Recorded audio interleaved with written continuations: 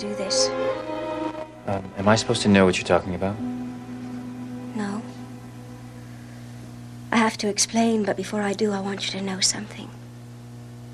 I love you. You don't have to tell me that. Before I knew you, I never loved anyone. Because I didn't begin to understand loving until you.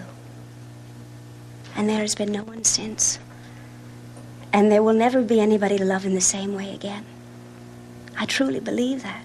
Everything that we share together, everything that we explore, hope for, search together for, I really think it only happens once because it's too intense and too wonderful to bear again. Well, fortunately for us, once is forever. I hope that's true.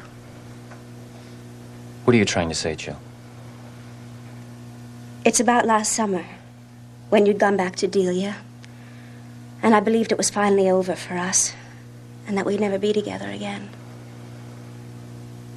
Yeah, that was not a very happy time for us, was it? It was grim. I thought I knew all there was to know about loneliness. I was wrong. And I was so grateful for the work involved in Seneca's trial. It gave me something to do that had no association with you. I had mixed feelings about that. Yeah. God, I hated seeing the two of you together. Well, he was one of the worst clients that I have ever encountered. But he was alone, and so sure he had done the right thing, and simply at peace because he believed he was at peace with Nell. I liked him. I felt sorry for him. I noticed.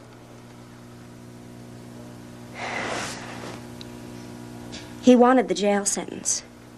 He wanted to be punished. But not for taking Nell off life support when he believed she was already dead already. But for all those years that were empty and frustrating for her. He even said that he wanted to lose his medical license, but he didn't. That was the one thing he had left. And so much a part of him that he couldn't imagine anybody taking it away from him. Only they did. I picked him up the morning he was released from jail. He asked me what the decision was, and I told him. And I knew exactly what he was feeling. Absolutely empty. And totally alone. So I offered him a few days at the beach house to think things through. And as much or as little of my company as he pleased. Go on. When I came back from the beach house, I realized that you'd left Delia. You asked me what happened between Seneca and me, and I told you that we were friends. And that was true. But we made love. You lied to me. No, it was true. We were friends. I didn't love him. I don't love him. It was friendship and compassion and loneliness. Well, why didn't you tell me then? I was afraid you wouldn't understand. You don't understand. You're right. I don't. And there's something else I don't understand. If you have so little faith in my perception, why are you telling me all this now? First, I want you to know that I never stopped loving you, not for a minute. And I didn't love him. I only wanted him to feel a little less alone. Oh, you're just one of those girls who likes to sleep with her friends, that's all. Oh, please don't do that. Jill, I don't care why it happened. But I am kind of curious to know how long it went on. It didn't. It began and ended at the beach house. That's interesting. Oh, I remember that afternoon very well. I knew it was all over with Delia. And I wanted you, maybe more than I've ever wanted anything or anyone in my life. But you said no. You wouldn't let me live with you. You wouldn't stay with me. You wouldn't make love because, as you said so generously, so bravely, because of a possible scandal, the primary, my political career. Yes. It was because of Seneca. No. Yeah, well, he's very much in love with you. It meant much more to him than it did to me.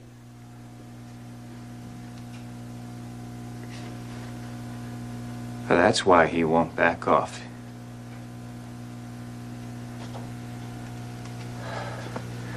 That explains it all.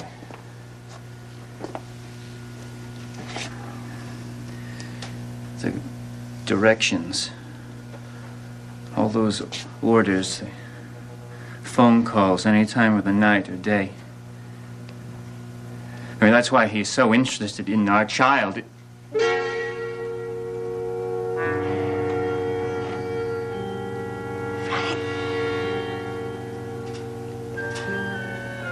The baby is what it's really all about. Oh, my God.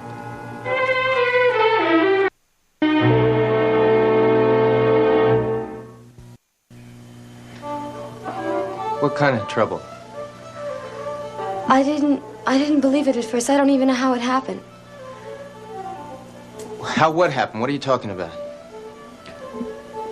I'm pregnant. I'm sorry. You see, I didn't want to bother you. Yeah, I'm sorry, too. See, Patty, I don't know what to do. Well, it's a bad situation. I'll help you any way I can. Help me any way that you can. Don't you realize that you are the father of the child that I am carrying? How could you look at me like that and not be involved? Because I don't think I am involved. I don't understand. Look, first of all, I'm not even sure you're pregnant. No, I am. Why don't you just call and check with the doctor? Okay, even if you are pregnant, I very much doubt I'm the father. No, you are. You're the only one. I haven't been with anyone else. Why would I lie to you? Any number of reasons come to mind. I wouldn't do it to break up you and Faith, and I wouldn't do it to get you to marry me. You see, this is a human life, Pat, and I couldn't use a baby like that. That's very reassuring, Dee. Look, let me set you straight on something. Nothing is gonna break me and Faith up. I'm marrying her. I never thought that you would be able to frighten me. Yeah, well, what do you expect when you threaten me like that?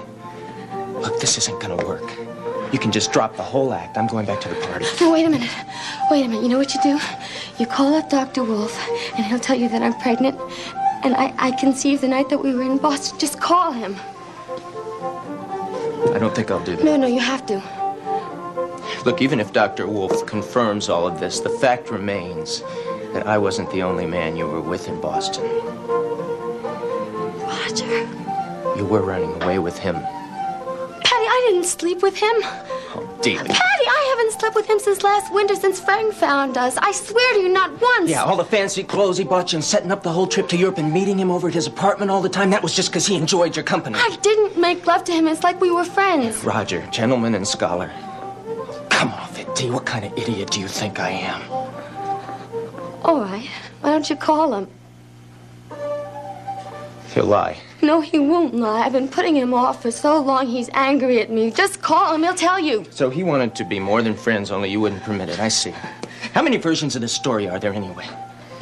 I have one, and this is the truth. Even on the ship, I wouldn't make love to him. That particular morning, you left home before anybody was up, and I didn't get to you until around 5 o'clock in the afternoon, which means you were with Roger alone for 9 or 10 hours. Now, that ship was one of many places that you could have relaxed with him. And frankly, I'm sure you did. You listen to me, Pat Ryan. You are the father of my child. And when it's born, you'll see Orion, and you'll never be able to deny that.